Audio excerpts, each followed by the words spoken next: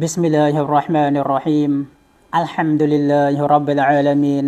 والعاقبة للمتقين ولا عدوان إلا على الظالمين السلام عليكم ورحمة الله وبركاته الحمد لله ថ្ងៃនេះយើងចូលដល់ hadith ទី311 តទៅទៀតនៅក្នុងគីតាប Riyadus Salihin នេះហើយ hadith នេះគឺជា hadith ចុងក្រោយនៅក្នុងជំពូកនេះហើយយើងចប់ hadith នេះទៅយើងចូលដល់ជំពូកថ្មីមួយផ្សេងទៀតចឹងថ្ងៃនេះយើងចូលដល់ hadith នេះ hadith ចុងក្រោយហ្នឹង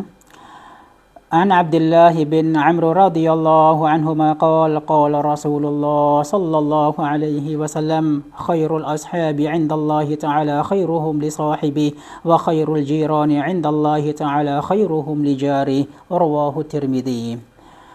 ចឹងយើងមើលនៅក្នុង hadith នេះតើនប៊ីសល្លឡោះអាឡៃហ៊ីវ៉ាសឡាំបានប្រាប់យើងយ៉ាងដូចម្តេចខ្លះនៅក្នុងកន្លែងនេះ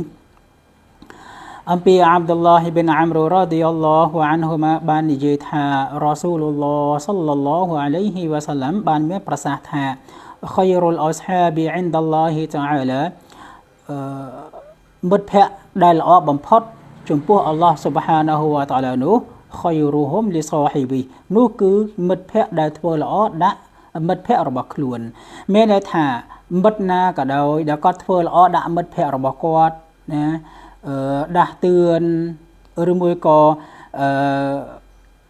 ប្រាប់ឲ្យធ្វើអំពើល្អរាប់អានគ្នាសាមគ្គីគ្នាដើម្បីអល់ឡោះស៊ុបហានាហ៊ូវតាឡាហាមឃាត់មិត្តភក្តិរបស់ខ្លួនមិនឲ្យធ្វើអំពើអាក្រក់ទេមិត្តភក្តិហ្នឹងគឺជាមិត្តភក្តិដែលល្អបំផុតចំពោះអល់ឡោះស៊ុបហានាហ៊ូវតាឡាមានថាដឹកនាំគ្នាប្រាប់គ្នាណាស៊ីហាត់គ្នាឲ្យធ្វើអំពើល្អហាមមិនឲ្យធ្វើអំពើអាក្រក់ទេអញ្ចឹងមានថាមិត្តភក្តិបែបនេះហើយគឺជាមិត្តភក្តិដែល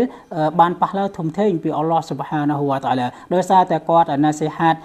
មិត្តភក្តិរបស់គាត់ឲ្យធ្វើអំពើល្អហើយហាមឃាត់មិនឲ្យធ្វើប្រការណាដែលច្បាប់ឥស្លាមហាមឃាត់តទៅទៀតនប៊ីប្រាប់វ៉ាខៃរុលជីរ៉ានី عند الله تعالى خيرهم لجاره ហើយអ្នកជិតខាងដែលល្អបំផុតចំពោះអល់ឡោះស៊ុបហានាហ៊ូវតាឡានោះគឺជាអ្នកជិតខាងដែលធ្វើល្អដាក់អ្នកជិតខាងរបស់ខ្លួនមានន័យថាអ្នកជិតខាងណាក៏ដោយដែលគាត់ធ្វើល្អដាក់អ្នកជិតខាងរបស់គាត់ណាទោះបីជាតាមរយៈកាយវិការតាមរយៈពាក្យសម្ដីតាមរយៈការផ្ដល់ជា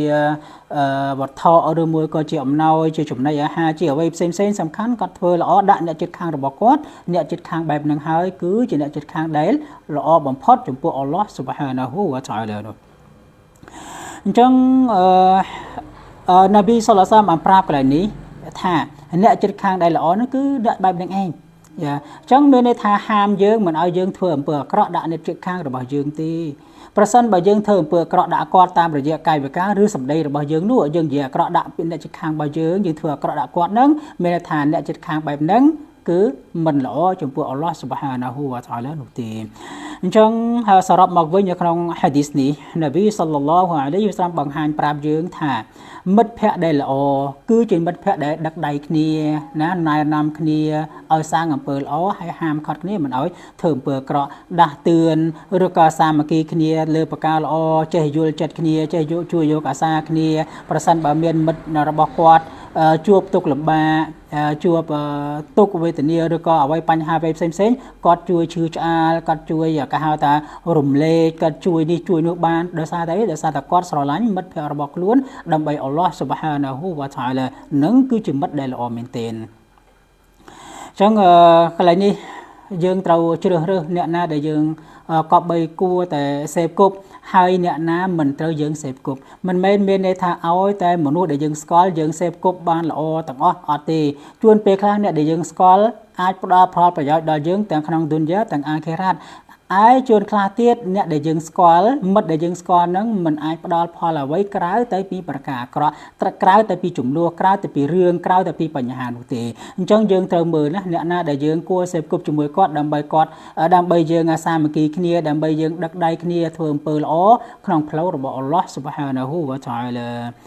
هذا وصلى الله على نبينا محمد وعلى آله وصحبه والسلام عليكم ورحمة الله وبركاته